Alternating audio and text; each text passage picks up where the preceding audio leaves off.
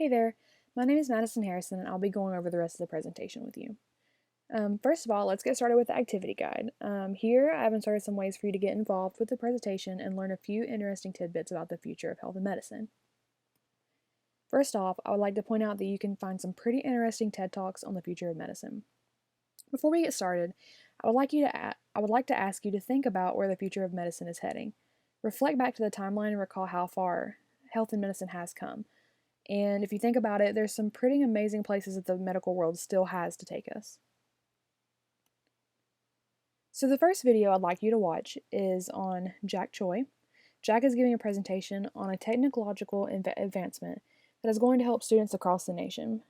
It's basically a virtual dissection table, and it's going to be a game changer for so many medical students.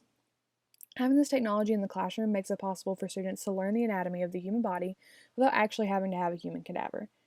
After you watch the video, I would like you to think of some pros and cons to this table.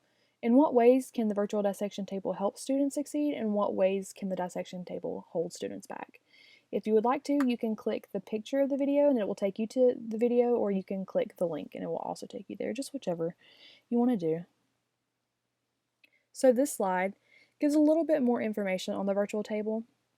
As we discussed previously, the table helps medical professionals better study the human body.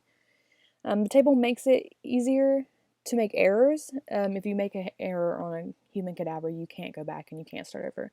With the table, you can kind of play around and do some things that you want to do and then go back and restart it. So if you make an error, you can just start again and learn from that mistake.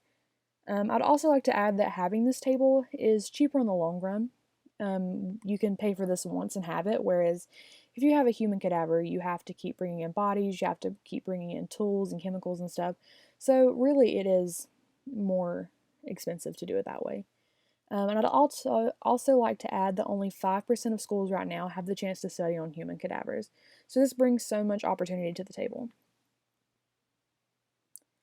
Our next video is a presentation by Max Little. Max is a man who created a cheap and easy way to detect Parkinson's disease through a phone call. In the video, you'll learn how this cheap and easy tool can help accurately detect Parkinson's disease. I cannot say Parkinson's disease with a 99% accuracies. So in what ways do you think the product can make the journey to being diagnosed with Parkinson's much more simple?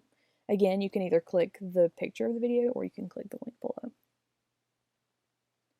So here's another invention that helps detect Parkinson's disease, kind of like that was mentioned in the previous video. Eye prognosis is basically a way to send your daily activity and information through a cloud so that your doctor can see it. It will track your phone information, your smartwatch information, and once your doctor sees that, and if he sees that there's some issues, he can then go into stage 2, or he or she can go into stage 2, and will basically track your daily activity a little bit more closely. So that can mean, again, your smartphone, your smartwatch, and even things down to like your TV remote.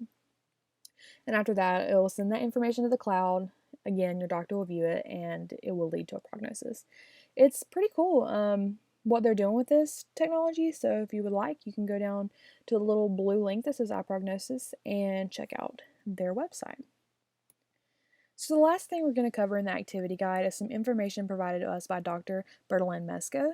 He is a medical futurist, private professor, keynote speaker, author, visionary. He basically just likes to research everything technology-based in the medical world. So here's a quote by Dr. Mesco on the future of healthcare. So if you wanted to read that right quick, I'll just pause and let you read it.